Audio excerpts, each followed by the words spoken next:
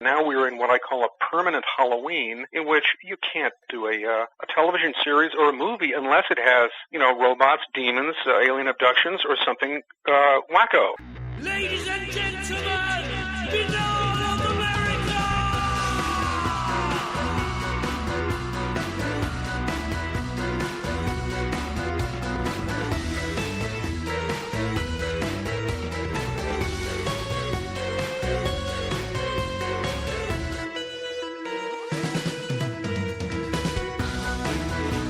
And now, ladies and gentlemen, Banal of America Audio, with your host, Tim Banal.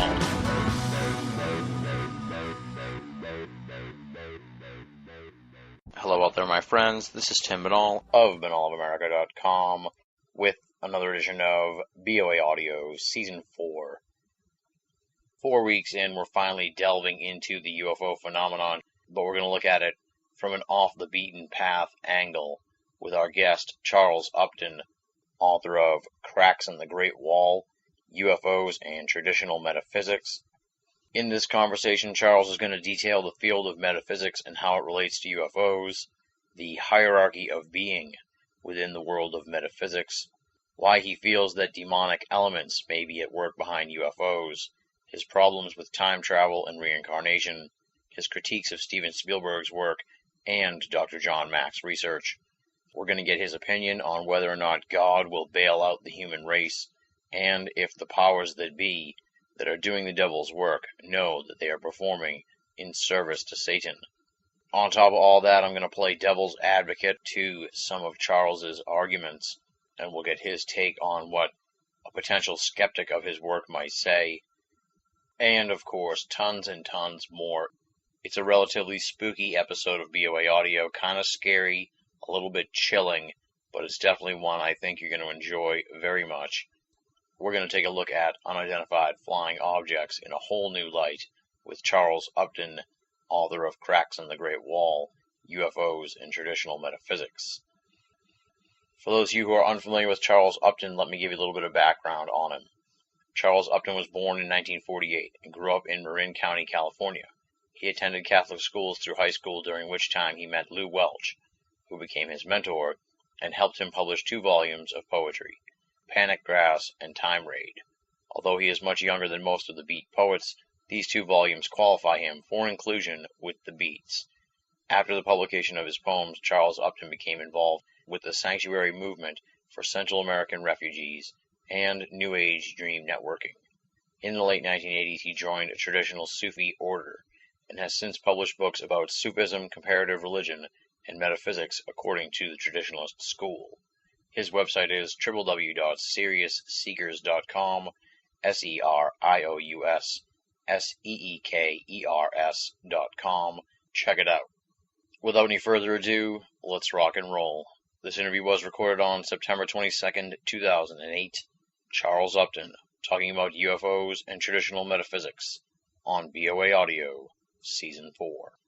Ladies and gentlemen, welcome to another edition of Banal of America Audio. We've got a very interesting guest here this week. He is Charles Upton, the author of Cracks in the Great Wall, UFOs and Traditional Metaphysics, and he has got a fascinating perspective on UFOs that really hasn't been talked about much or hasn't really been discussed recently in the UFO world. It's definitely an outsider's perspective on what's going on here with the UFO phenomenon, and a wholly unique look at who may be behind the UFOs. Frightening perspective on UFOs, and I'm really excited and interested in talking to him about his research into the cracks in the Great Wall, if you will. Of course, that's the title of the book, Cracks in the Great Wall.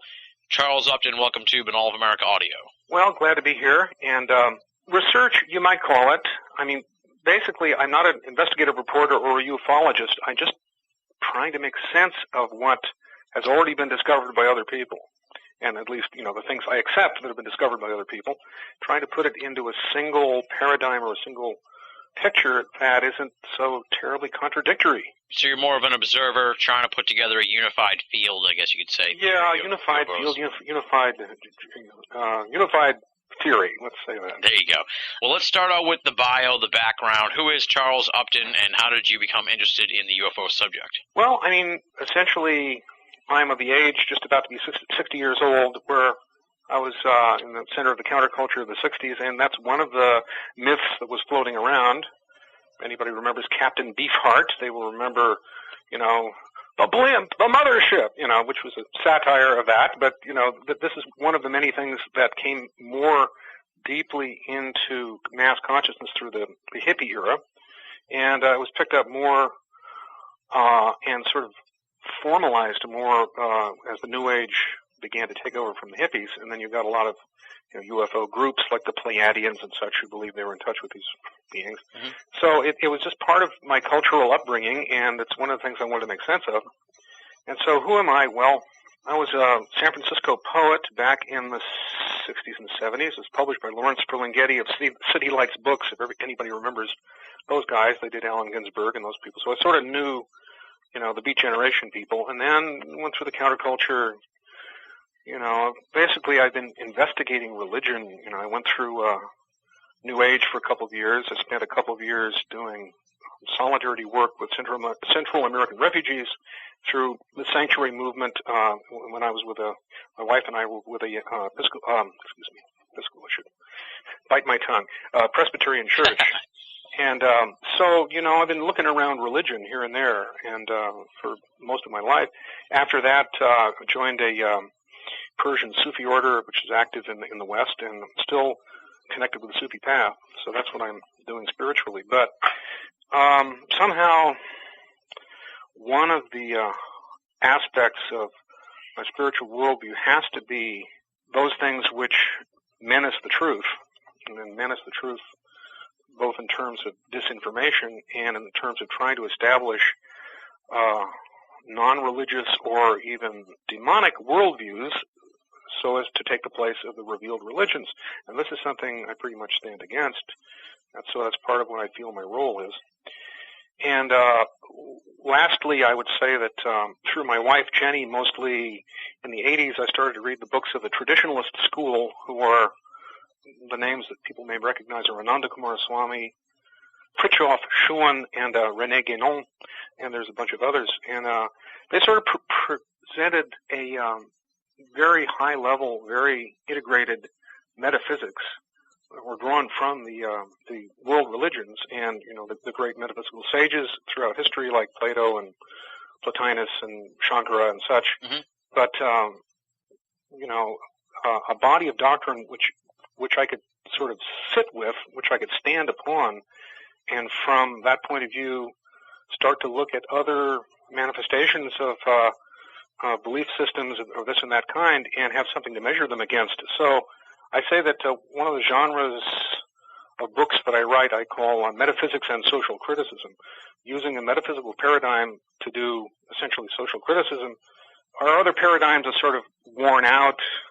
Marxism is gone, and liberal ideology is gone. The neocons don't have an ideology; they just have an agenda. And so it got very hard to have an overview of what's going on in the world because the theories we use to look at it with are all called into question. So I decided to go back to metaphysics, which deals with eternal principles, and see what kind of social criticism could be done on that basis. So, and my book about UFOs is sort of part of that. Now, I guess before we jump into what your general thesis is with regards to UFOs, give a little sort of thumbnail look at metaphysics for people who are out of the loop and not really familiar with what metaphysics are. Okay, well, metaphysics, a lot of people, when they hear that word, they think, well, that's belief in UFOs, isn't that? Or that's, UFOs, crystals, witchcraft, occultism, psychic phenomena, psychic powers, things like this. Actually, that's not it. Metaphysics may give you a view of what all that stuff is, but that isn't what metaphysics is. Metaphysics is essentially the science of first principles, and you'd call it spiritual or mystical philosophy. And, the big names that people have heard of are Plato, Aristotle, and, in China, Lao Tzu, and who wrote the Tao Te Ching. And basically, people who look at this universe as emanating from an absolute truth, which in our English language is called God, and all the implications of that fact, the relationship of God to his universe, and in terms of eternal principles that do not change. Let's dive in here now to cracks in the Great Wall. Before we started the interview, you said you kind of had it already laid out that you wanted to talk about. Yeah, well, I've I've got a page and a half here, and first though, I'd just like to say a couple of words about what that title means. The metaphysician René Guénon, who passed away, I think, in 1950, had a wonderful book that everybody should read called The Reign of Quantity and the Signs of the Times. And it's a really prophetic book. And in that book, one of the things he said, now he believes that we're getting near the end of this cycle of manifestation or of this particular world. Exactly when this world may end is something, according to the Bible, we're not supposed to really ask. But there are plenty of signs that we're at least in the last phases of this cycle. Mm-hmm. So he says one of the things that happens at the end of a cycle like this is what he calls cracks in the Great Wall. And this simply means that the barrier, let us call it an energy barrier between regular physical reality and subtle realities, you know, the world of the spooks, let's put it that way. This wall wears thin. And as it wears thin, more and more incursions arrive from what he calls the infra-psychic, which is basically, if you've been paying attention to popular culture over the past, 20 years, you'll see that it's changed immensely. And now we're in what I call a permanent Halloween, in which you can't do a television series or a movie unless it has, robots, demons, alien abductions, or something wacko. I mean, we can't do a regular story of human beings anymore because we're not into it.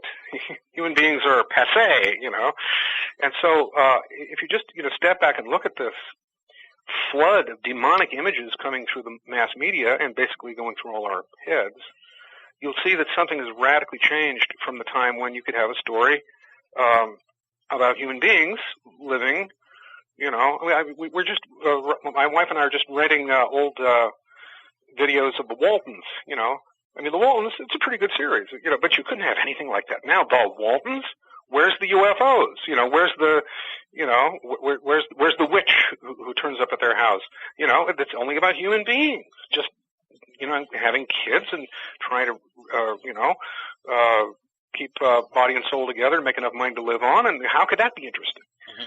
Well, so our culture's changed immensely, and I think that is a signal, a sign of exactly what Guénon was talking about, is breakthrough of infrapsychic forces.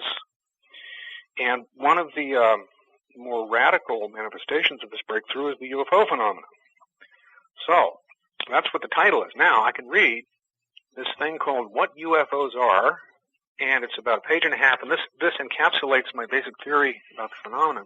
Okay, that sounds good, because then I have a lot of specific questions about the book that we'll get into, but we want to lay the groundwork here, so let's do that. Yeah, and I want to say, I'm starting off from the findings of Jacques Vallée, who I feel is probably the best of the ufologists, because he's covered more ground than anybody else. He's talked about all of the aspects of the phenomenon that I can imagine, but he hasn't narrowed his focus in order to explain it one way or the other. So, it goes like this. Jacques Vallée, in his numerous books, soundly documents three different aspects of the UFO ET phenomenon. One, it has a real physical component. UFOs leave physical traces appear on radar. Two, it has an undeniable psychic component, lost time periods, altered states of consciousness, alien-human telepathy, ETs appearing in dream or trance states, etc. Three, there is much solid evidence for human deception activities of the Mission Impossible variety surrounding the UFO phenomenon. The following explanation synthesizes these three aspects into a coherent whole. I just want to say, this is the problem in ufology, because it really does have a physical component, a psychic component, and a deception component. Mm-hmm. And people simply cannot make sense of that. They look at all three and they become mesmerized and stunned, and they will opt for one or the other. There are people who say it's all black operations, all black ops. Other people say, no, it's got to be real extraterrestrials. Other people say, it's angels and they're talking to me. Very rarely do you have those three aspects come together. This is what I'm trying to do, is to bring them together. Okay. So I say, the outer explanation of the UFO phenomenon and the human activity surrounding it is as follows. The phenomenon is real and largely inexplicable according to conventional science, though theories abound. In view of this, national governments, or cabals within them, or various extra-governmental power blocks have said to themselves, if we can't explain or control the UFO phenomenon, we can at least use it to our benefit. Consequently, they have been playing a game with the public of issuing both official denials that the phenomenon exists, or is inexplicable, or is in any way significant, while at the same time planting spurious evidence that suggests it is all too real, evidence to which are attached various beliefs that they wish to foster. In particular, they want to disseminate the belief that national governments know a great deal about the phenomenon and what's behind it, and that such governments are in fact in ongoing contact with intelligent extraterrestrial beings, but must officially deny this in order to prevent mass panic. Now, Edgar Mitchell recently alluded to his belief that the governments were in touch with extraterrestrials on an ongoing basis. So, in other words, the actual disinformation being disseminated is not the alleged massive government cover-up, which in practical terms would be almost impossible to pull off, but rather the highly successful attempt by some group or groups to make the population believe that a massive government cover-up exists, a much easier task. Mm-hmm. One of the methods being employed is illustrated by the following anecdote. I forget where I heard this, but this is one of the stories that are out there. So I can't attest to this, individually, but this is the way this thing could be being done. The story goes like this. Someone admitted to an American Air Force base catches a glimpse of an object resembling a UFO through an open hangar door. As soon as he sees it, the door is closed, and he's told, "You weren't supposed to see that." Then, a few days later, the proverbial men in black arrive at his house, threatening reprisals if he ever tells anyone what he saw. This is a classic case of psychological manipulation, where an event that might have made little impression on him suddenly, through the use of terror, assumes the status of a dark revelation. If these people are desperate enough to threaten to harm me or my family if I reveal what I know, then what I saw must be real. Yeah. The effect of this project is threefold. One, it protects the national governments from being called upon to actually produce the alien diplomats they are supposedly in contact with. Two, it lends such governments an aura of preternatural power and terror, since they appear to have as allies highly advanced beings from the beyond, who certainly do not rule by the will of the people. Three, by fostering the mass belief in alien contact, it acts to break down traditional paradigms of reality, including religious worldviews, in order to make the imposition of a one-world government and possibly a one-world religion easier to swallow. Okay, that's the outer aspect, but I claim that there's also an inner aspect to the phenomenon, and it goes like this. Furthermore, the UFO phenomenon and the human activities surrounding it have an inner explanation as well. Certain individuals and groups within national governments and or the intelligence community and or various extra-governmental power blocks actually are in touch with extraterrestrial intelligences, but in a much different way than they wish the public to believe. These intelligences are in fact demons, and those in touch with them, black magicians. A case in point, both L. Ron Hubbard and Jack Parsons were followers of black magician Aleister Crowley. Hubbard later founded the Church of Scientology, and Parsons, who, according to Jacques Vallée's Messengers of Deception, claimed to have met a Venusian extraterrestrial in the Mojave Desert, went on to co-found both the Aerojet Corporation and the Jet Propulsion Laboratory. Many, if not most, of the various UFO-related phenomena known to researchers and contactees, the sightings, the landings, the abductions, are actually demonic manifestations. See Orthodoxy and the Religion of the Future by Seraphim Rose for the close parallels between the UFO phenomenon and traditional Christian accounts of demonic activity. What, to the exoteric social engineers, are deception activities designed to alter mass belief, to the esoteric magicians, the metaphysicists, are acts of demonic invocation. The mass belief in extraterrestrials and the mass suggestion programs that foster this belief. And as soon as I say that, Steven Spielberg comes immediately to mind. The mass belief in extraterrestrials, etc., actually aid these awliya al-shaitan, an Islamic term meaning Satan's friends, connoting Satan's saints or Satan's contemplatives, in their attempt to contact these entities and release their baleful influence upon an unsuspecting world. Okay. Is that that's the page and a half, right? Yeah, that's it. Okay. So essentially what you're saying is there's a sort of a twofold cover-up, if you will. First, there's one perpetrated by the government to make people think that they know more about UFOs than they do. Or by, I wouldn't say the government as if it were a single entity, but by certain rogue factions, let's say. The rogue factions, they may be parts of the government, they may not. They probably are, but I don't know who they are. But you can't say it's by an act of Congress, you know. Sure. Some people involved in the government, the intelligence community. Okay, and then within that, there's also a cabal that you think is in contact with these beings and sort of doing their bidding, and that the beings are demonic, right? That's sort of the gist of what you just read. Yeah, if you want a good fictional presentation of that, everybody should read That Hideous Strength by C.S. Lewis. I mean, it was great that the Chronicles of Narnia came out as a movie. Wait till that comes out. It's actually a man I know in the traditionalist school, James Cutzinger, described that as the reign of quantity, which you remember is René Guénon's masterpiece, in fictional form. The first real question is, why do you ascribe these beings as demonic? I mean, it's always sort of the idea that the UFO phenomenon is so ephemeral that it sort of depends on the person's point of view. Some people might think it's an angel. Some people might think it's, some kind of middling creature, a fairy or a troll or something. I would say that the middling creatures are also in evidence. I mean, you cannot literally say that all of UFO manifestations are demonic. I'm saying they have a big demonic element, and if anybody's read the John Mack's book, Abduction, talking about the horrendous experiences that people have with UFO abductions or ET abductions, whatever you want to call them, that's enough to show that there's a great demonic component in this phenomenon. Even though Mack didn't care, he just thought it was interesting and weird. All right, well, let's talk about the hierarchy of being, because that seems to be something that you use as a template, if you will, in looking at your work.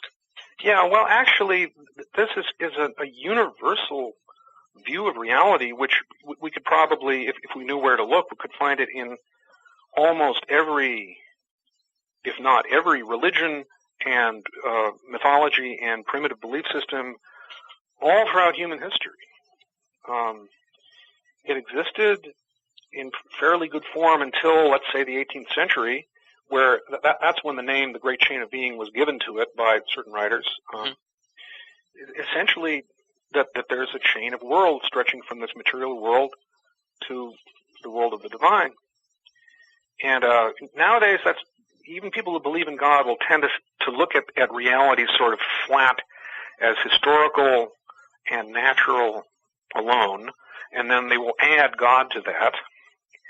But they get very nervous about the idea of higher worlds, higher planes of being, particularly higher worlds of form, where it isn't all just, undifferentiated light, but where you can go to actually other worlds that are not like this world, but have some similarities because they're composed of form, and they have events, and they have beings. One of those worlds is what's always been called fairyland, or the land of the ever young. The Russians call it Belovodia. It's probably what the Tibetans call Shambhala, and it's a world that is subtler than this. It has it's material in a sense because it has the beings in it, and the objects have a certain substantiality, but it's much subtler than this world. And if you want to go to Plato, essentially Plato talked about the one, or the good, which is what we would call God. Then below that, the intelligible world, which is the world of eternal ideas. And when that concept of Plato got to Islam, particularly Iranian Islam, it was reinterpreted as the world of, let's say, the archangels, where those ideas were also beings. But these are realities that can be reached directly through, direct intellection, which means the faculty that understands truth directly, just like the eye sees light. You know those truths. Okay. There they are. But they're not in form, or they're not in sensual form, at least. Then you get a little farther down, and you get to what's called the intermediary plane, which Plato did not emphasize, but which is in evidence in a lot of his writings And this is where those ideas appear more as individual beings in their own environment, with their own even histories, one might say, or their own, their own nature, one might say. But it's all in a subtler quality than material reality. Then below that is, let us say, the sensual reality that we call material, what our five senses report, which is, and each one of these worlds is smaller, you might say, less capacious, less transparent to the light of truth than the worlds above. And every one of the worlds above contains all the worlds that are below it. So what you have is a projection into a more and more particular and sort of limited version of reality, and we're in one of the lower worlds as we are walking around in our bodies in this world. But everyone can experience this through, let us say, the dream state. The dream state is the intermediary or the imaginal plane, pretty much. Everybody thinks of dreams as entirely subjective, something going on in your head. But I was once connected with a group of people who were doing something called group dreaming, where they would make dates to rendezvous at a particular place in that world on a particular night. There's a lady called Barbara Shore who has since passed on. She developed something called the octagonal room, where her friends in the group dreaming world would meet, and they would go to this place, and they would see the same thing. They'd wake up the next day and phone each other and say, "Did you see that giraffe over in the corner?" "Oh yeah, I saw that." Oh, so in other words, they were validating that the world of dreams, or the imaginal plane, or the intermediary plane, has an objective reality. So actually, okay, that's the world of dreams. Let's put it this way. What you see through your eyes and touch with your hands is the material plane. If you close your eyes and imagine any image whatsoever, that is, let's say, the intermediary plane. But there's a plane directly between those two, which some people call the etheric plane. And if you can imagine something which is more material than a mental image, but more subtle than what's coming in through your five senses, okay, that's a particular plane. And that is, I believe, where the UFO beings exist. They're the beings that Muslims call the jinn, the genies, and they're the same beings as the Irish will call, or the French will call, the fairies, or the Shi. And they've been in evidence throughout human history, that they're well known and well attested. And they can come through into this world up to a point, and they can materialize, and they can, have material effects, but they can't really stay here very long, because they're like fish out of water. This is not where they belong. They're more subtle than this. Apparently it takes a lot of energy for them to manifest in this world, and that's why you don't have lots of crashed UFOs. Yeah. Because, the objects that they appear in, or, that they manifest in this world, are ephemeral.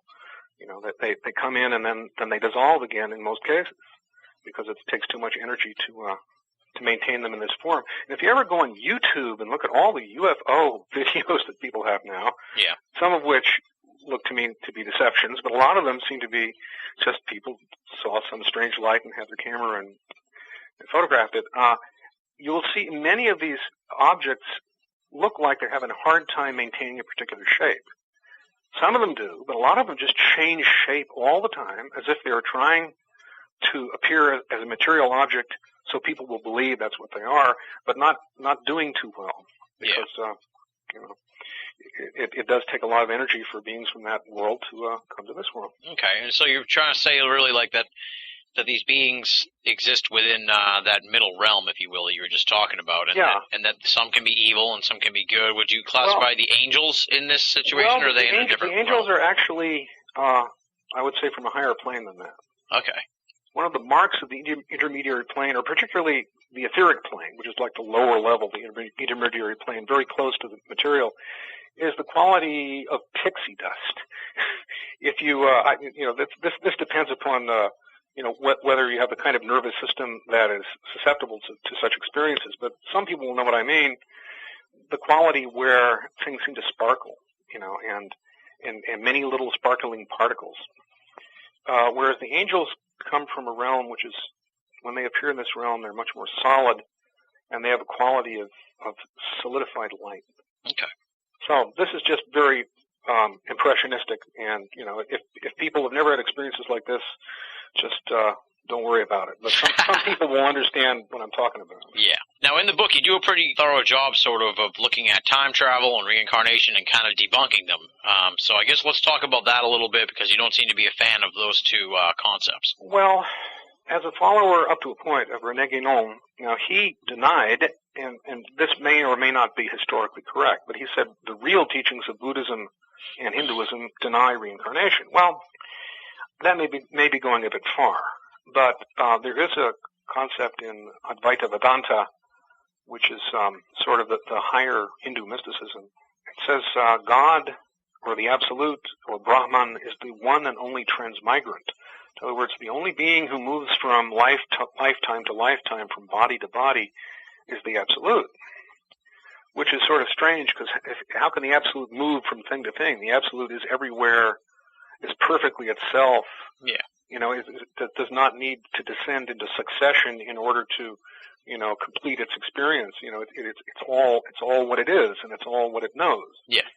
So this is a way of saying that. Let's put it this way: when I die, when Charles Upton dies, does he turn into somebody else? Or is there the same being who is Charles Upton and puts on a new body in the next world or in the next, life? And it really doesn't stand to reason, because there's only one me, and whoever the next lifetime will be is going to be somebody else. It's not going to be, I turned into somebody else. I am me, and that person is someone else. We may have an affinity because we have a similar spiritual destiny, or emanating from the same archetype or something like that. Mm-hmm. But really, what I'm saying is the belief in time travel comes from our inability to conceive eternity. If we understood what eternity was, we wouldn't have to say, well, there's got to be reincarnation, because I know I don't die somehow, but what could life be but another life on this planet or some other planet? We can't imagine a life that is in higher realms, because, as I say, the intermediary planes, the higher planes of the great chain of being, have disappeared for us largely. We can't conceive of those anymore. I mean, we could conceive them more easily when I was a child. I mean, just people who weren't into metaphysics at all could imagine God's in heaven and the angels are there and this and that, and we just don't. Now we don't imagine that anymore. We look up and say, "What's up there, angels?" No, the global positioning system is up there, So it changed so much. But so I mean, time travel is absurd. I hate to say that, but physicists say could we go back? You had to have been there to go back there. Because who are you going to be when you go back there but somebody who's there? It's almost too. It's one of those things that's very hard to debunk, because it's so absurd that people haven't thought of arguments against it yet. Because it used to be just considered to be that doesn't happen. Time. Like I said somewhere in the book, if we're ever going to travel back into the past, then we already have. Because, in the future we will learn how to travel back into the past, and so we already have. And so where is everybody who's supposed to be coming in from the future? And then some people say, well, that's what the UFOs are. But really, nothing can move from one place. And like I said somewhere in the book, in terms of time travel, it is not like saying, well, is it possible for me to travel from Spain to Germany? It's more like saying, is it possible for Spain to travel to Germany? We are entirely of this time. This time is our quality, because different times have different qualities. And I can just see that, having lived for almost 60 years, times have vastly different qualities. And there's no room in the past for any one of us to go back there unless we were already there. We would have to assume one of the states, one of the beings that was already there. Otherwise, infinitely absurd consequences develop. It's more interesting to ask, why would people start to begin to believe that you could do time travel? We cannot conceive of eternity, and yet we feel the time is ending. Yeah. And so, this is our explanation. This is, and a lot of it has to do with, if time is going to end, if the world's going to end, I want to get out of here. And where can I go but back? Yeah. Let's get out of here. Let's run. Let's go back to Leave It to Beaver, where things aren't so crazy. A lot of it just comes from that psychological need, and the inability to conceive that there is a reality beyond this level of things. So we just go into this feedback loop, imagining we can go back in time or run around in time, and it's not going to happen. Now, I don't really quite understand your argument against time travel in the sense where you say that you'd have to be there. Because doesn't the idea of time travel is you just go back there, in a car or whatever, like Back to the Future or whatever, and you just get out and you're there. Why do you have to be there in the past to go there? It's like you have to be there because that is the only space you can occupy. You can only, in other words, you couldn't go to San Francisco from New York if there were no San Francisco, right? And by the same token, you couldn't go back to another place and be someone else unless that person was already there for you to be. And if that person was already there for you to be, then you and he are essentially one. And if you're one, there's no question of travel between you, between one to the other. Well, you state in the book that the unseen warfare hypothesis is infinitely better explanation than evolution as far as UFOs go. So let's extrapolate on that a little bit. Why do you think that it's more likely that there's an unseen warfare going on than just that, the UFOs are here to elevate our evolution, if you will, or speed it up? How are they elevating our evolution? I mean, this is something that Jacques Vallée, whom I very much respect, said in one of his, that trilogy of books. I see no evidence that this has to do with our evolving to a higher physical state or a higher state of consciousness. What happens is we've become so materialistic, we've forgotten the reality of higher worlds, and we've forgotten the reality of God largely. Because of this, the jinn or the fairies from that plane can come through and they can amaze us.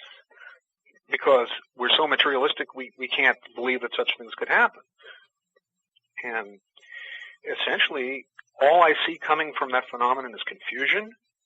A lot of it is an attempt to deny the reality of the higher worlds. It's always been brought forth by all the revealed religions. If you look into the teachings of the extraterrestrials, you will just see a great attack on religion. They want to be worshipped. And in earlier times, they would do that kind of thing, and people say, "Oh, that's just the fairies. Don't trust them. Fairies are weird." Yeah. Or they'd say, "That's demonic. Don't get near that." But now, since we've lost the sense that these other worlds exist, they can come back and say, "Well, we are the angels," or actually, how did life begin on Earth? Well, we seeded you here. We are your creators. You see these. Which is an absurd idea. People talk about panspermia, the idea that life was seeded here from other planets, and they make that a kind of explanation to deal with the contradictions which are progressively emerging in the theory of evolution. So they say, well, if life couldn't have evolved on Earth, it must have come here from somewhere else, which is, of course, a materialistic interpretation of traditional idea of creation. And so it was seeded here by flying saucers. But the question is, where did the flying saucers get the DNA? On what planet did it evolve for them to get it and bring it here? And that question is never addressed. So, in other words, a number of absurd and anti-religious theories grow up around the UFO phenomenon that seem directly designed to deny the doctrines of all the world religions.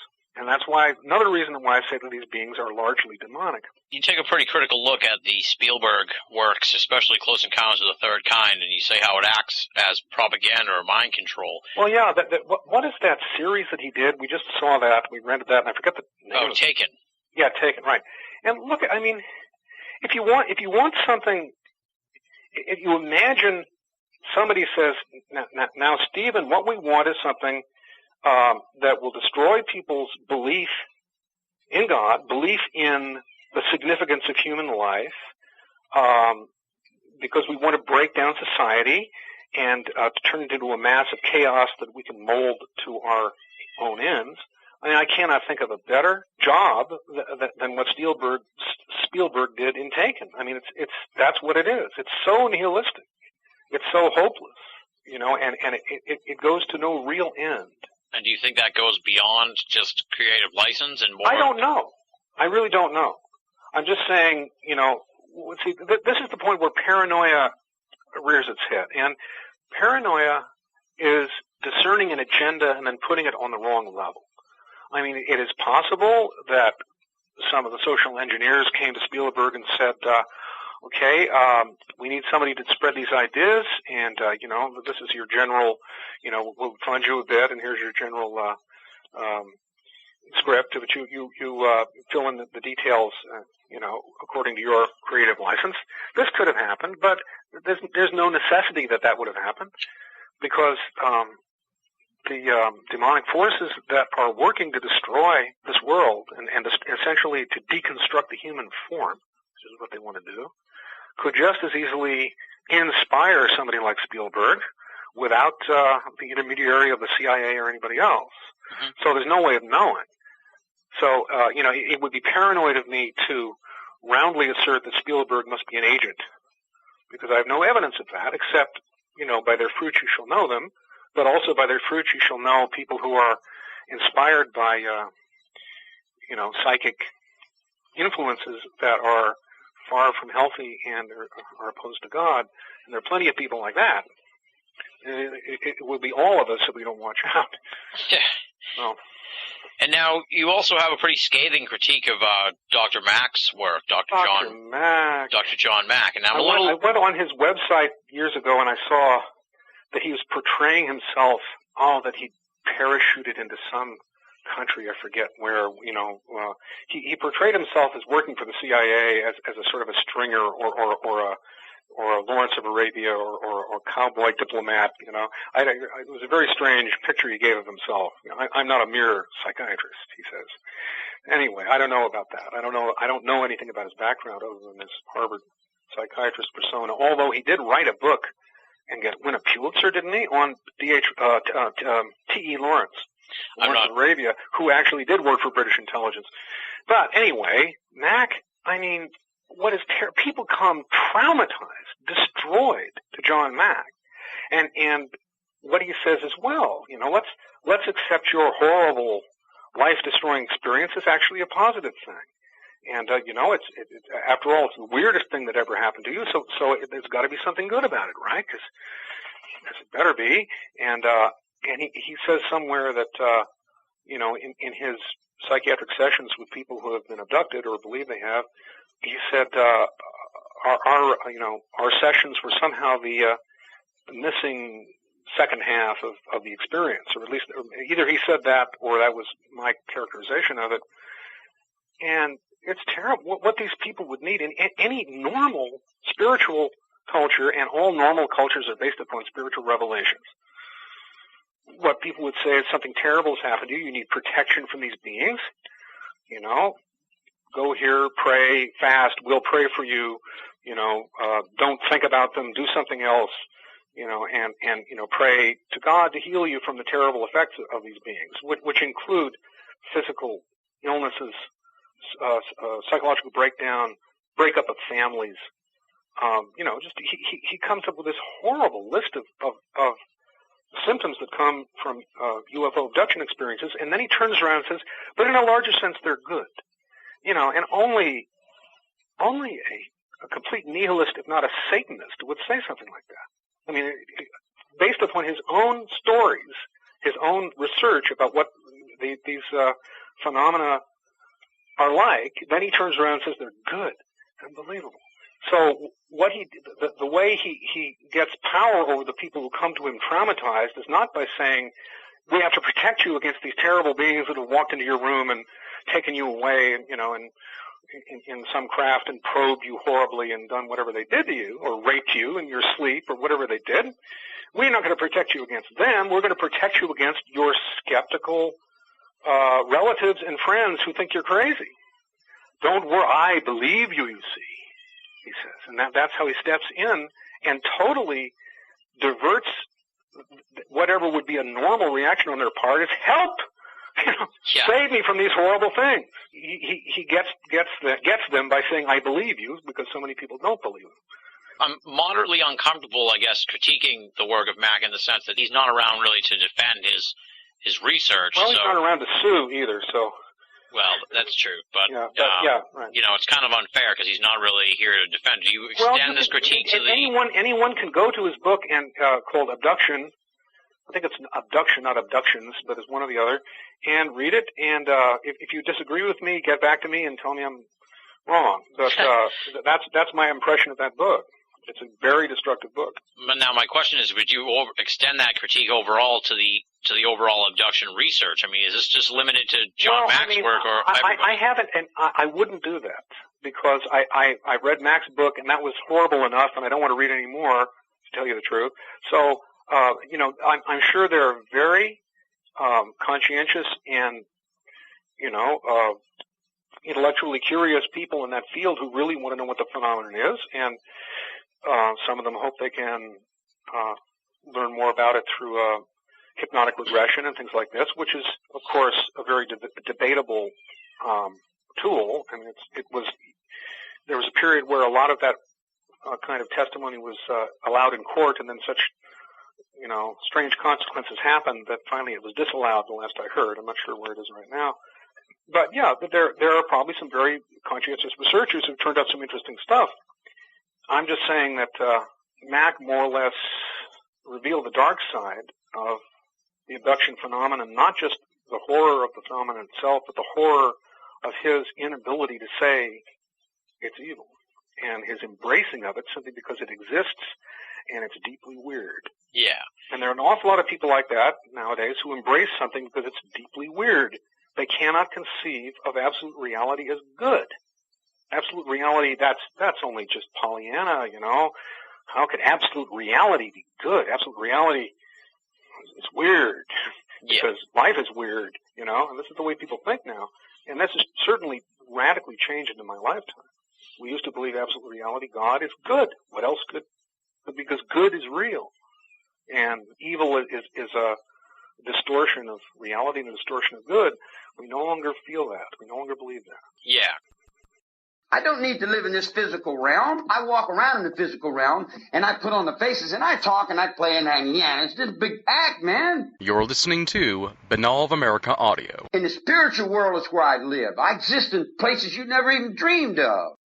Because I just feel like critiquing Mack's work, because it's like dead research at this point. You can't really get any feedback to it. I'd like to see you take a critique to someone else who's doing the abduction research, like a Bud Hawkins, or David Jacobs is more in line with what you're saying. So, I mean, maybe you could look into that kind of thing. Well, yeah. I mean, I might do that if I'm lured by programs like this back into the UFO field. I essentially got back into it again because I heard what Edgar Mitchell was saying, and I started to send down little emails around, trying to say, don't necessarily believe this guy.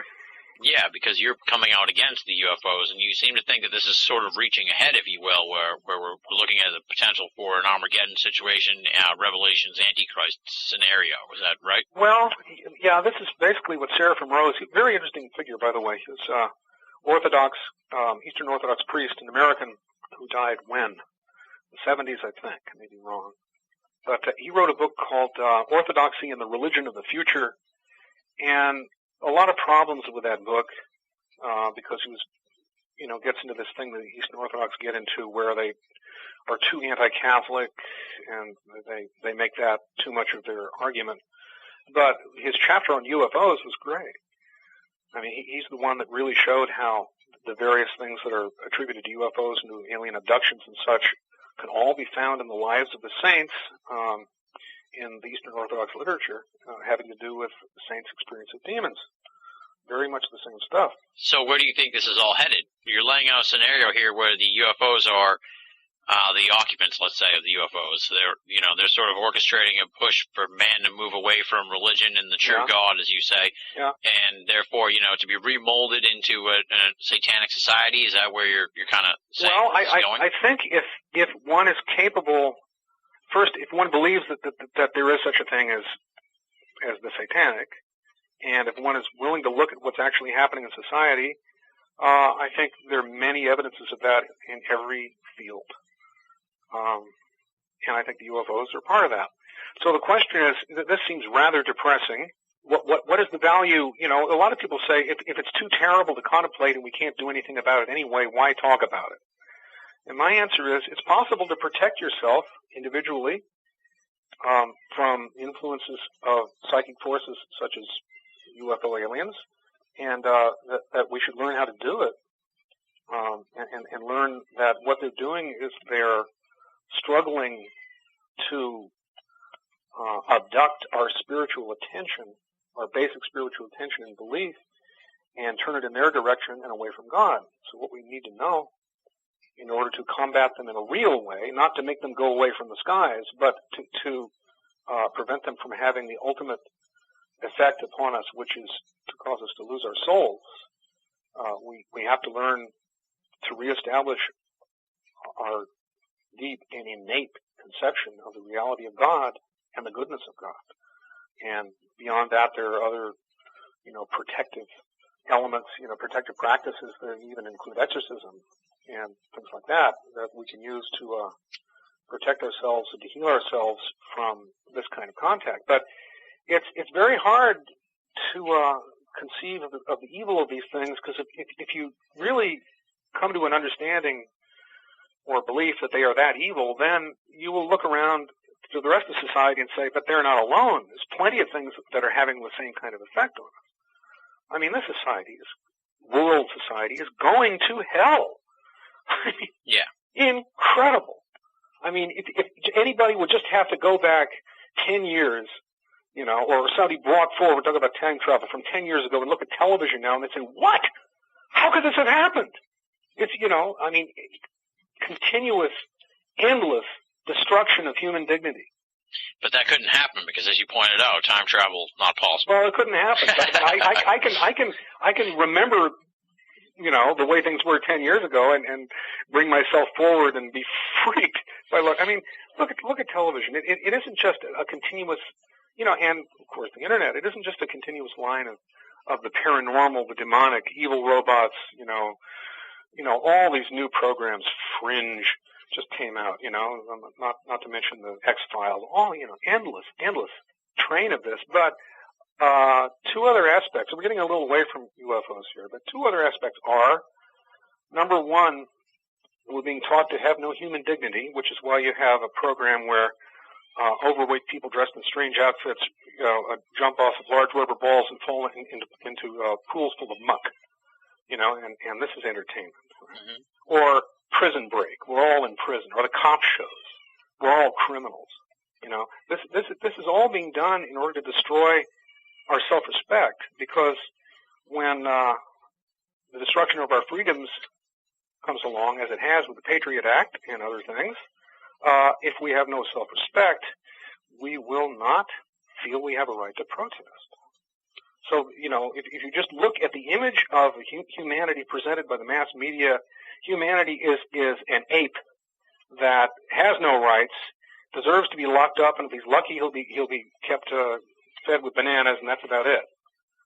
So, the UFO phenomenon is only one way of looking at the destruction of the society and the destruction of the human form. We're trying to deconstruct the human form with genetic engineering or whatever else, or making beings that are half human and half ape through gene splicing and all of this. Destroy the human form. And why do we destroy the human form? Why does the devil want the human form destroyed? Because the human form is, as it says in Genesis, we are the stewards of this creation. As it says in the Quran, God offered the trust to the heavens and the earth and the hills, and they shrank from it. They were afraid of it, and man assumed it. Then it says, lo, he hath proved a tyrant and a fool. But we are the telos of this plane of existence. We're the reason for the whole thing. Even if you want to talk about evolution, which I don't believe in Darwinian evolution. I believe in the change of forms of life, but not through the natural selection of random mutations, which does not explain it. But, let's say it was all tended to us. This is what it says in Genesis, we were created last. And so we were sort of the purpose and the summing up of this whole thing. And, but why? If we're just an animal or just, a biotechnological device created by aliens, a genetic experiment created by these horrible beings from other planets, what rights do we have? Why are we here? What's human life for? And if we keep saying what's human life for, we will not meet the human mandate. We will not cherish and seek to attain the fullness of the human form. What we will do is let ourselves sink into the infrapsychic and the subhuman level, and through basically vices and sins and lack of any kind of self-respect. And this is what Satan wants, because he wants souls, and he doesn't have a lot of time to harvest these souls, so he's putting out his full effort at this point, I would say. Why doesn't he have enough time? Because the world's about to end. And what makes you say that? Just based on past religious doctrines and what have you? Well, I mean, or based upon what scientists tell us, based upon any number of things. Now, it could go on for 20,000 years. It could go on for 20 years. I mean, nobody would be surprised if the ecosystem cracked in 20 years, or it could go on. We don't know.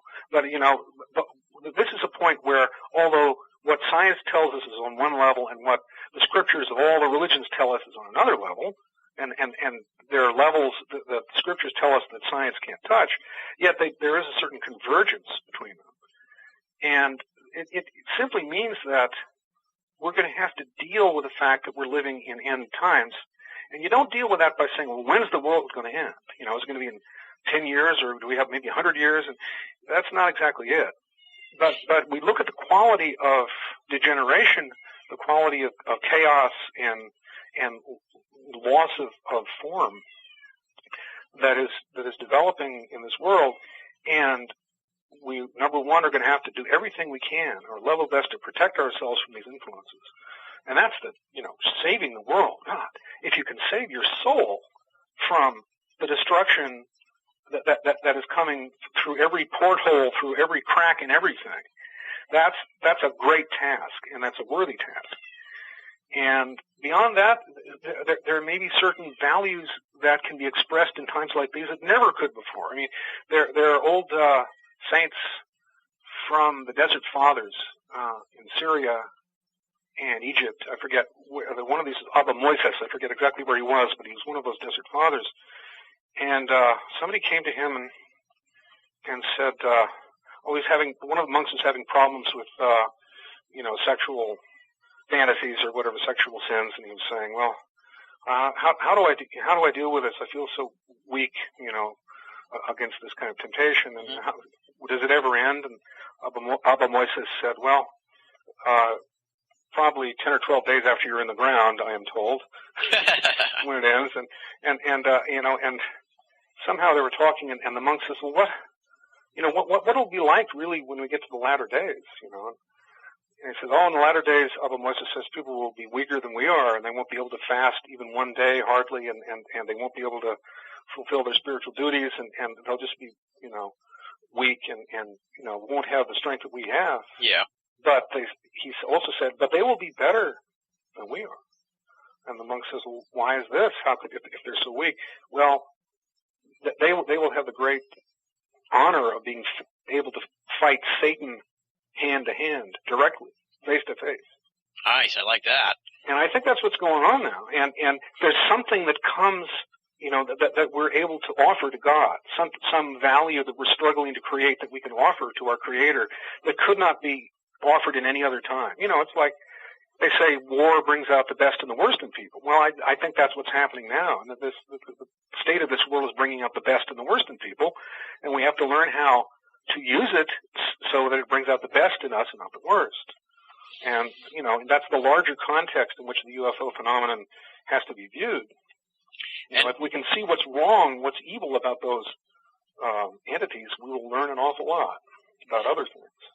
To try and bring it back to a little more materialistic perspective, just to sort of nail it down a little bit, where do you see what's going on here with UFOs headed? Do you think we're getting to a point now where they're going to be openly accepted by people? It seems like there's a big push that among apparently the powers that be, that UFOs be accepted as a reality, and exactly how this is going to be used by the powers that be to further sap our moral fiber, which I'm sure it will. I don't know. We'll have to watch. But it's very interesting that Mitchell comes out and says what he says. Well, it's common knowledge.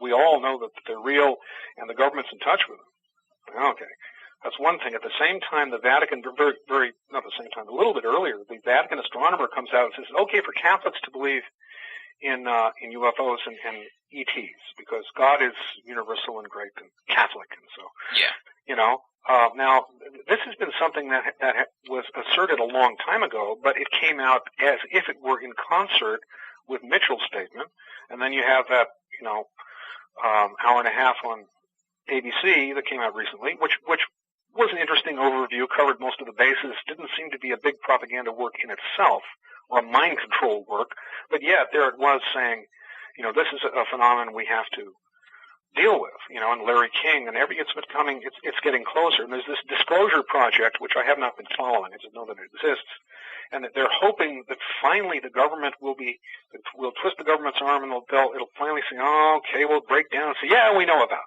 it. Yeah.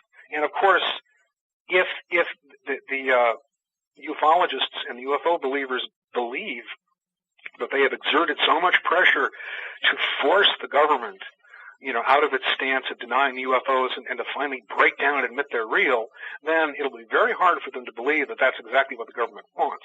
Oh, absolutely. You can be sure bet that no matter what the government says, the UFO groups won't believe it anyway. So. Well, but what if the government finally says, you got us? Yeah, we try to hide it, but I guess you're too smart for us. You're too powerful for us, and we now will admit that here's the evidence. And an awful lot of UFO groups will go for that. They'd say, we won. But what if this was all staged to begin with, and that's the final outcome that the government, or whoever we're calling the government for this purpose, wanted all along? Because one of the things that Jacques Vallée said in Messengers of Deception, that someone he talked to said that after World War II, the military circles that this person traveled in were talking about, if only we could create the idea of a common enemy from beyond this planet, we could unify the Earth politically against this outside enemy. Yeah. And that was being talked about way back then. So, whether that's exactly the outcome that everybody who's perpetrating this deception upon us, and not a deception that the phenomenon is real. The phenomenon is real, but the propagandistic use of a real phenomenon in order to foster certain ideas, do they want it's all pointing essentially toward a one world government. Yeah. And I think this is one of the because what belief in UFOs does, it breaks down other loyalties. As you can see through the Spielberg material, it breaks down loyalties and families.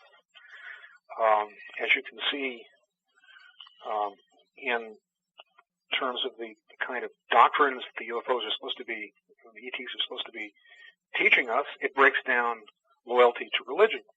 It's breaking down the various estates of human society that would stand against a one world government. And it's doing quite a good job. No, I'm going to play devil's advocate, I guess, for lack of a better term. No pun intended.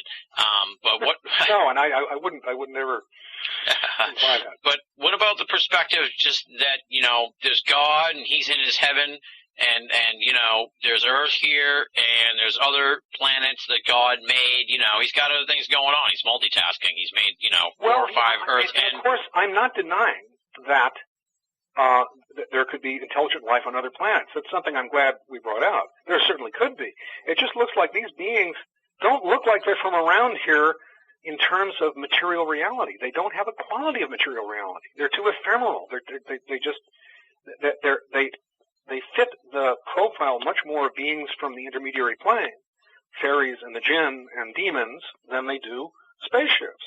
Okay. And if we know that there is a criterion for a definition of that kind of reality, we'll see that they're a lot closer to that than they are nuts and bolts spaceships coming from somewhere else.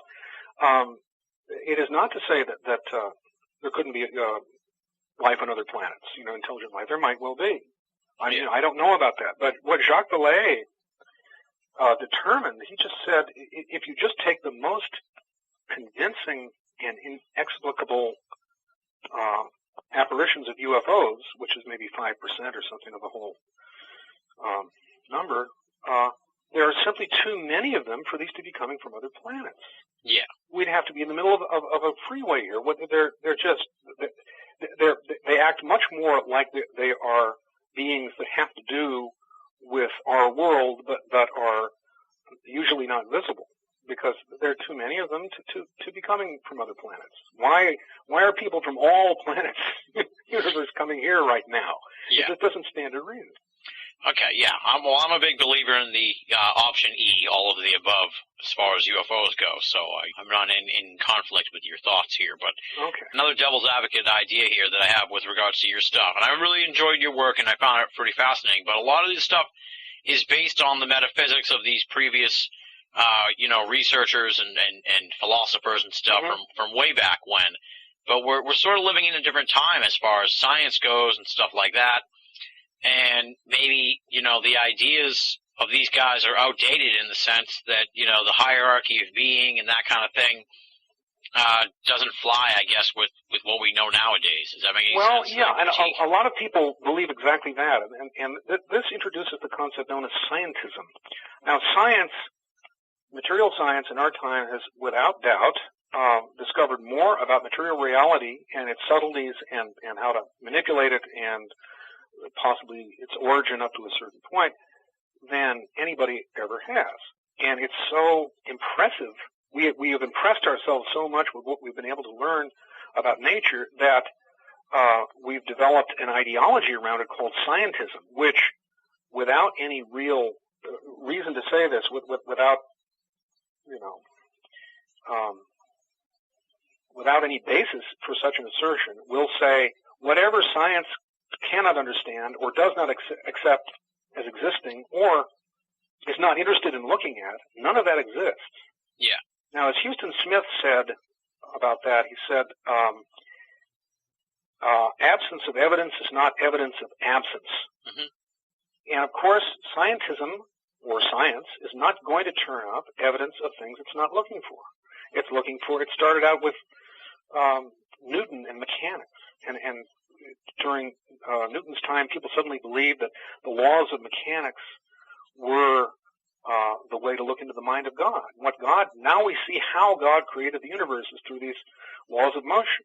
Well, we've gone way beyond that, but we've gone on the same materialistic plane. And essentially, we cannot say that the human race have been fools from day one until maybe 300 years ago. It just isn't possible. Earlier civilizations spent more time attending to levels of being higher on the great chain of being, and so knew more about them. Spent less time and had less resources to attend to the material plane, and so knew less about them, less about the material plane. Yeah. But basically, you cannot say that all those old philosophies were simply foolish attempts to explain things that Newton and Einstein and later were able to elucidate. They were talking about something else. Entirely different. Okay. If we're going to be under siege by demons and what have you, and in this, is God going to bail us out? I guess that's the bottom line question. Is God going to bail us out? Very timely. Very timely. Because I kind of feel, in a way, too, you're kind of tough on the human race here in the book, but in my perspective, I kind of feel like they've been led astray by people that they entrusted to take care of. Yes, this is true. This is true. And the people that we turn to used to have been priests, not to say that priests don't have problems of their own, otherwise there wouldn't have been a pedophilia scandal or before that a Protestant Reformation, but, the more normal, in terms of the entire history of the human race, the more normal setup of society, when there started to be social classes and castes, was that the people who contemplated the eternal realities were more or less at the top. And those people became corrupt. And then they were ousted by people from the lower castes. I mean, Guénon talks about how the time when the priests were essentially, there was a revolution of the warriors against the priests, and then the warriors ran things. Mm-hmm. And now we're getting to where I'm not even sure, pretty soon we won't believe the scientists anymore either, you know. That day's coming pretty fast. But right now, you know, the scientists, we still turn to them for asking. We ask what's going to happen, what can we do about it. We turn to the scientists, and that they can answer a question on the nuts and bolts level of how, but they cannot answer questions like why. Yeah. In the ultimate sense. And so, is God going to bail us out? Well, according to the scriptures of every religion I've seen, you have to say yes and no. What happens is things get to the worst possible path. And, you know, like in the book of the Apocalypse. And then the new revelation from God comes. And this is called, you know, in Christianity, the second coming of Christ, or, you know, the word faithful and true who rides on the white horse, who's identified with Christ. And also in Islam, the prophet Jesus returns and slays the Antichrist. People don't know that about Islam. There's more material about the Antichrist in Islam than there is in Christianity. This is what's called the Kalki Avatara in Hinduism, or Maitreya in Buddhism. And essentially, things get as bad as they can get, and then God intervenes.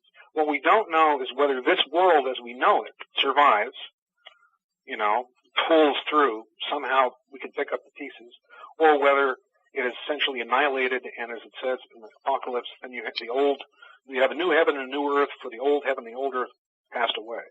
We don't know exactly, what will be left of what we know as the earth by the time this whole process completes itself.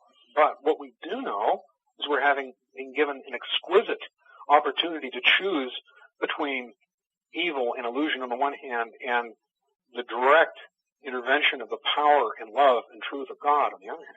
Yeah. And that's it. And we got to choose, because we're looking at this big drama, but you know, a single human life is so short anyway that, you know, ultimately we have to also say, well, the earth is mortal, even if we pull through this time around. The sun will burn out someday. It's not going to last forever. The earth is mortal, but the soul is immortal. And what is immortal deserves greater care and greater dedication than what is mortal. What is mortal is here in order to give us an environment in which we can make choices that will affect the immortal and our state in eternity. So that's the basic religious view. And it really isn't any different when Apocalypse comes around. It's just, Apocalypse just sharpens everything, makes it clearer for those who, it may have been a little hazing on it. But, you know, it's the same thing. You know, you got to save your soul, because that's why we're here. We're put into this world of immensely different kinds of influences. And, you know, you build your soul, as it were, according to the influences that you accept and the ones you reject. And we got a certain amount of time to do this. And how our soul is by the time we come to the end of our lives determines the next phase of things. And that's why we're here. Yeah. Now, in the book, you talk about how the aliens, they're like the jinn, and they're kind of like demonic, but there's also some good jinn. Are they sort of offsetting the evil ones? I hope so. I mean, don't we all? Yeah, they may well be. I undoubtedly, in fact, answering that question, I would refer you to the Lord of the Rings. The Lord of the Rings is probably this, in a certain sense, the story of these apocalyptic times seen from the standpoint of the intermediary plane. And I'm not saying that everything that happens in the Lord of the Rings is really going on, but it shows you the quality of the war of light against darkness as it happens in that subtle world. Yeah. So I think that is probably going on. But the question is, can we ally with the jinn? I mean, the hippies believed we could ally with the good fairies against the bad technology. And a lot of them got that from reading The Lord of the Rings. They didn't see that as a Christian allegory, which is what Tolkien meant it to be. They saw it as a neo-pagan allegory, and it had a bigger influence in expanding neo-paganism than in adding something to Christianity. But I think what I learned when I tried to do that in the olden days was that we really cannot align with them. They're fighting their own battle on their own plane. In fact, there was a Sufi saint, a Muslim saint, who, when he would pray, the Muslim jinn, the good jinn, would come and pray next to him. And he would politely ask them, could you please go and pray somewhere else? Not because he thought they were evil, but because they're terribly distracting. Yeah. I mean, we have our own human function and our own human duty, and dallying around with a jinn, even the nice jinn, can sort of jinnify us in a strange way. It makes us too, you know, I look at these people doing extreme sports, and I'm saying they're almost trying to turn into you know, they're trying to fly. You know, they're trying to turn into fairies or the jinn or ride on magic carpets or magic motorcycles, you know. And there's that tendency, because the jinn can really energize you, but they turn you sort of into a, you know, this term pixelated. You ever hear that word? Yeah.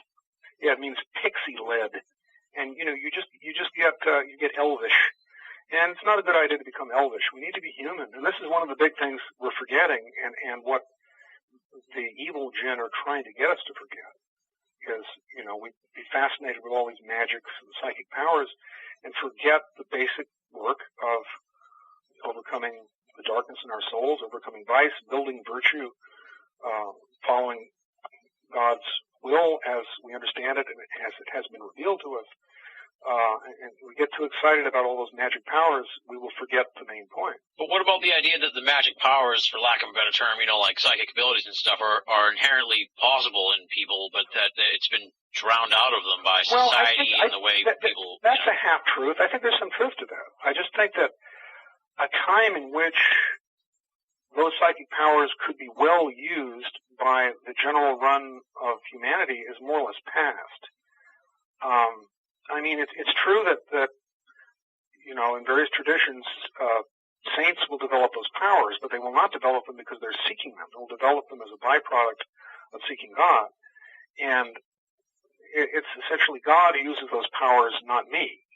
So that's another way to look at them. But I think if psychic powers develop, it's not necessarily evil, but it's never a good idea to want to develop psychic powers, because that's not your job. Your job is to be a better person. You know. I'll keep that in mind. Okay. Well. Is there anything else you'd like to talk about that we haven't touched on, you think? Not that I can think of. We've kind of hit on most of the big points here. Yeah, and we finally got to putting the UFO phenomenon in the eschatological context, which, you know, I try to do in my book. And actually, Cracks in the Great Wall is mostly part of a larger book called The System of Antichrist, Truth and Falsehood in Postmodernism and the New Age. And so the last thing is buy my book, which you can get through Amazon or Barnes & Noble. There you go. Well, I have one more question for you, and this kind of springs out of what we've been talking about, too. It's not really in the notes. As we've kind of been talking about, you think that the society is being molded and shaped on evil intents, if you will, but do you think that the people, the actual humans that are sort of pulling the strings, do you think that they know that they're in service of Satan, if you will? Oh, that's a great question. Most of them do not. So they just think that they're doing it for the best or something? A few of them do. Most of them do not. That's the short answer. Okay. Do you want to extrapolate on that a little more? What the people who do, they're just Satanists? Is that how it works? And the ones Some of them actually are. And I believe that. I think, but there are an awful lot of people who, from my point of view, would look like Satanists because of what they do, and actually that's not their view of themselves at all. They're just, you know, running your regular realpolitik, you know, power motive with as much social control and propaganda thrown in that they think they need. I mean, most of our masters are simply, you know, like politicians or people have always been who want power, economic power. So they're as duped as the rest of us. Those. Most people are duped, but I think there's some people who got to a place where they ultimately are worshiping Satan, because that's one of the possibilities. That's something we look at Satanists as very fringy people who are like, serial killers or like to do horrible things or weird cults where they... No, but they're usually pretty normal people on the outside. Yeah. But the idea that Satanism could be an element of the power elite is something that, and I know there's a great bibliography, if I knew it, I could give you about that. There's one, what is an Age for Satan? I forget who wrote that. But he was just discovering, I forget his name, but he was studying these cults, satanic cults, and he was finding that, wait a minute, he's running into people who are very, influential and very powerful in the world who were associated with these cults. And he had no religious belief, and so he was going to just, be a cult, do cult exposés, but he was so overawed by the darkness in these cults that he almost said, well, gee, maybe they're real. If it's real, maybe that's the way things are. Maybe that's the way life is. Maybe it is evil. He didn't have a religious faith to tell him not to do that. But there is a tendency. I don't know what groups or individuals are involved, but a lot of, or some of the power elites, I'm convinced, are involved in what's called Luciferianism. That's what I call it anyway. Other people do. And it's a false metaphysic where you sort of distribute the idea of the food chain to the entirety of existence. Everything is predatory. The way you rise spiritually is by, feeding on those who are lesser than you and rebelling against and taking over the position of those who are higher than you. And so it's like a satanic vision of the great chain of being. The great chain of being is God's self-manifestation down through these layer upon layer of existence, like waves of light and truth coming out from him and manifesting on all these different levels. But the Luciferians look at it as a kind of food chain where it's all predatory, it's all evil, and what they ultimately want to do is they think God is like a king or like a president who just happens to be in that position of power, but they're going to knock him out of the box.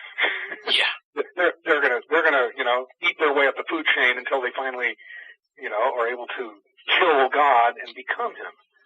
And some people actually do believe that, and that becomes their operative paradigm for everything they do.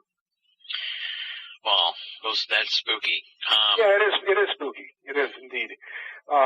If you want to see a movie of that, look at The Devil's Advocate with Al Pacino. Yeah. I think that was a little look into the Luciferian world of New York. Well, I'll agree that New York is pretty Luciferian since I'm from Boston, so I'm all on board. Oh, you're cool. Boston. Catholics, some of them are pretty weird. Well, we do what we can. Bernard Law should be in jail, not in the Vatican. Anyway. That's for sure. It's been an enlightening conversation. What's next for you? What do you have planned? Future books? What kind of stuff you got planned in that regard? I got a whole bunch of books that came out this year because I'm luckily working with this publisher who is a one-man operation, so he publishes all the books he can, although they're all pretty good, if I do say so myself. And I've got a book called, I shied a bit away from looking at the dark side because you can't do that every year, Yeah. So I did a book called Knowings in the Arts of Metaphysics, Cosmology, and the Spiritual Path, which I just wrote enough of metaphysical essays and actually a fable, and that finally got to be book length. So there was that. There's a book on Sufism called Reflections of Tasawwuf. There's an old book that I wrote some years ago, most of it called Who is the Earth? How to See God in the Natural World. There's a book called Shadow of the Rose, the esoterism of the Romantic Tradition, where I'm looking at, having been a poet earlier in life and being descended from Guillaume de Poitiers, who was the first troubadour. And in Sufism, like in the poetry of Rumi and such, there's a lot of that spiritual romance. So I did something on the Romantic tradition as it appears in Christianity and Islam and elsewhere. So that's Shadow of the Rose. And the last book I did was called Folk, because I moved to Kentucky 4 years ago from California. So I got into this folk world where, you get state grants to do folk stuff. Yeah. So I wrote a book called Folk Metaphysics, Mystical Meanings in Traditional Folk Songs and Spirituals, which Interesting. was fun, and it somehow all this metaphysical lore that didn't fit in anywhere else. Somehow when I was doing exegeses of these songs like The Lady Gay and Scarborough Fair and things like that, I just filled in all this metaphysical lore that seemed to be suggested by those songs, because some people who wrote those songs knew exactly what they were doing, and once in a while, pretty rarely, once in a while you get a traditional ballad that is a strict essay in metaphysics. Wow. They were maybe done by the Christian Hermeticists or something. Like one is called Fair Nottingham Town. It's all alchemical symbolism. So that was interesting to see. Nice. And you got a website or anything that people can check out? What do you suggest how people check out more of your work? Through Amazon? I guess they can go back to oldserioussseekers.com, which hasn't been updated in years but is still alive, and they can get an interview by me. It doesn't have my new books. Okay. So, and unfortunately, the website of our press is so ambitious that it's taking forever to develop. And press is Sophia Perennis, SOPHIAPERENNIS.com, and you go in there, and you either soon you'll be able to see the new website, but right now SophiaPerennis.com will take you to the old website, which has a few of my books, but not all the ones I'm talking about here. Okay, but it's going to be up and running soon, you think? Yeah, it'll hopefully, and we want to make it interactive. We came up, me and Marty Glass, who's another of the authors of Sophia Perennis, who wrote a wonderful book about the end times from a totally different perspective, very, entirely spiritual and coming from comparative religion and a lot of it from Hinduism, but also very humanistic, because this guy used to be a Marxist back when you could be an idealistic Marxist, and then of course he gave it up. But, really, talking to the man in the street about what it's like to live in these terrible times. Yeah. It's a beautiful book. It's called Yuga, An Anatomy of Our Fate. And anyway, he and I came up with two sets of questions. He did most of them, I did a few, and they came to the 80 questions altogether. And they're basically like just asking basic questions on the spiritual life, Like one is, are we living in a creation or just some kind of place? On that kind of level. And actually they cover most of the main points in metaphysics and the spiritual life, but in a very accessible way. They remind me of Studs Terkel or something, Yeah. Very, what we want to do is make those available so people can answer them, and then, we'll choose the best answers, because we can't just put in everything, and archive them, and so people can go back and see what, the people are saying about metaphysics. Yeah. Because there's a lot of wisdom out there that doesn't, that has no voice, and it may not even know what it knows until it starts expressing it. And we hope to serve the people who have that wisdom. And that'll be on the new website when you get it up and running. Yeah. So that'll be SophiaPerennis.com. Awesome. Well, I'll keep an eye on that, and when it gets all up and running, we'll link up to it and everything. Good. Well, Charles, it's been great talking to you. I really appreciate you coming on the show. You bring a definitely unique perspective to this, aside from the usual ufologists that we have on the program. They sort of look at it from a different perspective. I really enjoy your metaphysical perspective. It's very deep. It's very thought-provoking stuff, and makes you take another look at the UFO phenomenon, what really may be going on here. So I can't thank you enough for coming on the show. I look forward to more of your works, and hopefully we'll be talking again in the future. Well, hope so. Glad to have done it. That does it for this week's edition of BOA Audio Season 4. Big, super huge thanks to Charles Upton for coming on the show. Fascinating stuff. You can find out more information on Charles at the website www.seriousseekers.com, SERIOUSSEEKERS.com. Check it out. Moving right along now, it's time for BOA Audio listener feedback, and we've got a short but sweet email here this week. No hometown listed, no name listed, just a random series of numbers. A really strange one I thought would be kind of amusing to bring to you here at the end of the program, and here it is. I actually don't have any complaints. I am very interested in where a good place to look for a werewolf or a creature along those lines would be. That's it. That's all they wrote. And I promptly wrote back to them to let them know to look at the research of Linda Godfrey, who's done a lot of investigation into the werewolf and were phenomenon. someone who I'd definitely like to have on the program sometime in the future. So, mysterious emailer, check out Linda Godfrey's stuff. She'll be able to direct you to where to find a werewolf if you so desire. These are my listeners, folks. These are my correspondents. If you'd like to be a part of BOA Audio listener feedback, there's 3 ways to do it. Either write to boaaudio@hotmail.com or go to Banal of America and click the contact button. And the third option, join the official BOA forum, theusofe.com, theusofe.com. Check it out. And if you want to be guaranteed that your email gets read here at the end of the program, either be from another country, be an international listener, then you're definitely going to get your email read, or, and I hate to sound like Bill O'Reilly here, but make the email kind of pithy, and you'll definitely get it read here at the end of the program. I've got a lot of emails in the box here that are 3-4 paragraphs long, and I know no one wants to hear me read that much at the end of the show. Maybe I'll condense them down to a main point or something, I'm not sure, but make them short or be from another country, and you're almost guaranteed to be read here at the end of the program for BOA Audio listener feedback. Kind of like the werewolf guy. Alright, let's take care of some business, and that business is the thanks portion of the show.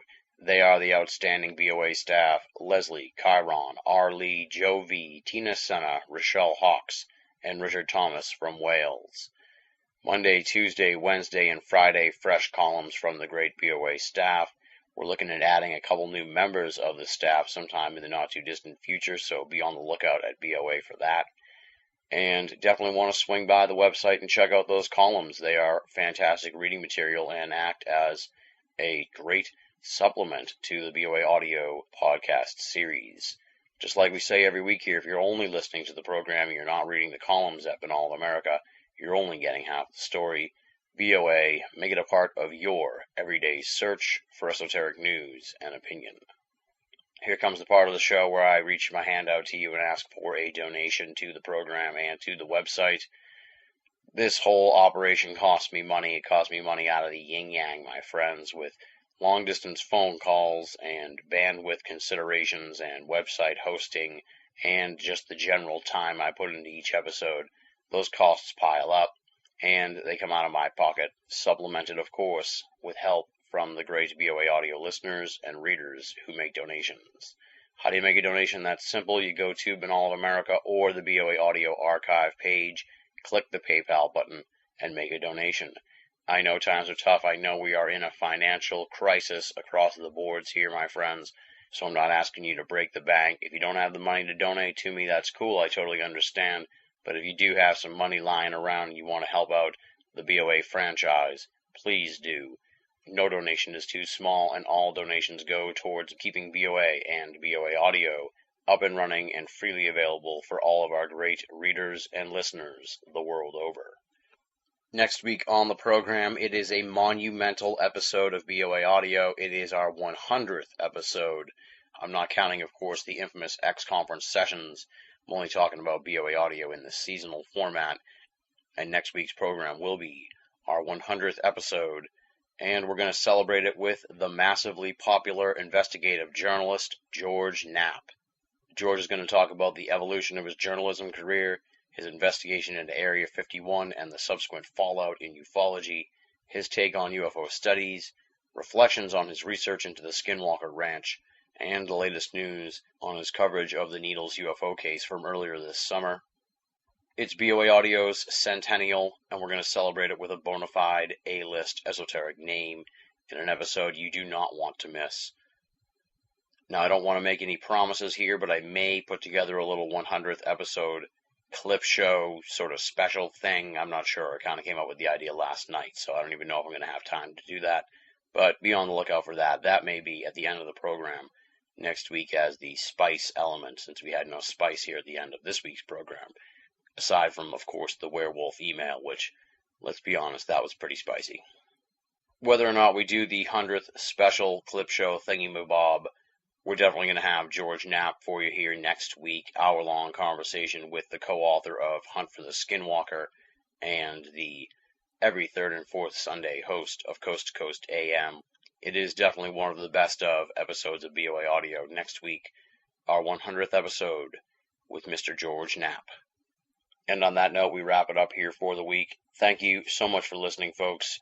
Thanks to all the great blogs and websites also that have been posting information about BOA Audio. If you're listening to the show on the Anomaly Radio Network or the Black Vault Radio Network or the Paranormal Radio Network, thanks for checking out the program. Stop by Binnall of America, BINNALL of America.com for all kinds of great esoteric madness, including an insanely deep esoteric audio archive, now numbering up to 99 episodes. Until next week, where we celebrate episode number 100, this is Tim Binnall, thanking you for listening and signing off.